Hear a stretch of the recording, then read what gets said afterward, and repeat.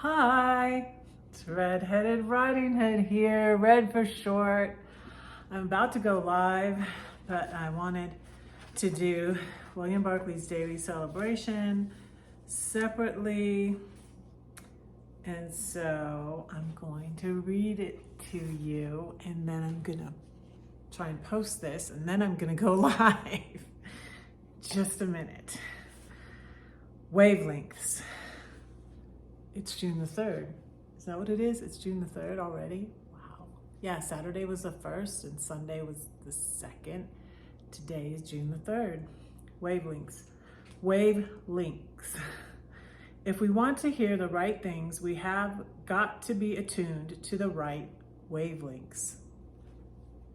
Wow.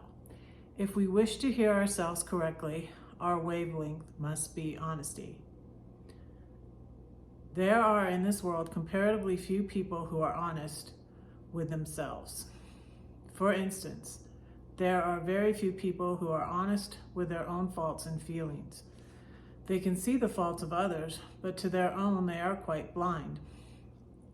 I had a minister friend who used to have a favorite illustration of this. Sometimes you see a snapshot photograph of a group of people and it makes them look like a gang of criminals or a collection of mourners at a funeral. There is a widespread tendency when we look at such a photograph to say, or at least to think, that is quite a good likeness of everyone else, but that is not a bit like ourselves. We are quite prepared to believe that the rest do look like that, but not us. We need honesty in our dealings with ourselves. This is true.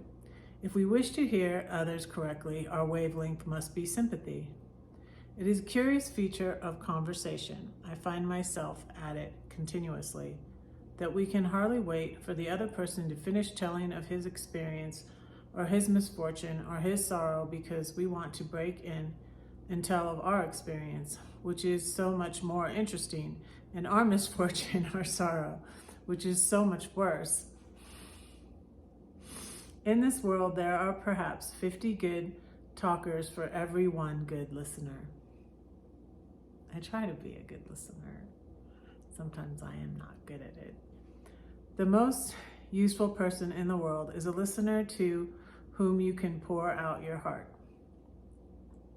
The reason for our failure is simply lack of sympathy.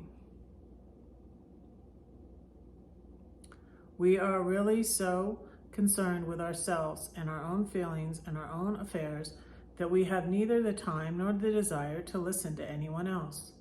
We need sympathy in our dealings with others. If we wish to hear God correctly, our wavelength must be humility. The basic mistake that so many people make in regard to prayer is that they think of prayer far too much in terms of talking to God and far too little in terms of listening to God.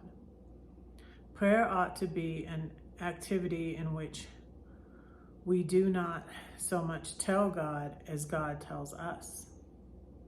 That's good. I needed to hear that today. When we are on the right wavelength and not till then, we will hear the right things from ourselves, from our fellow men, and from God. That's good.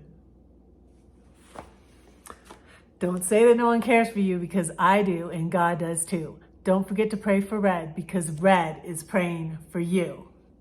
And I'm about to go live, you guys. We're going to talk about money and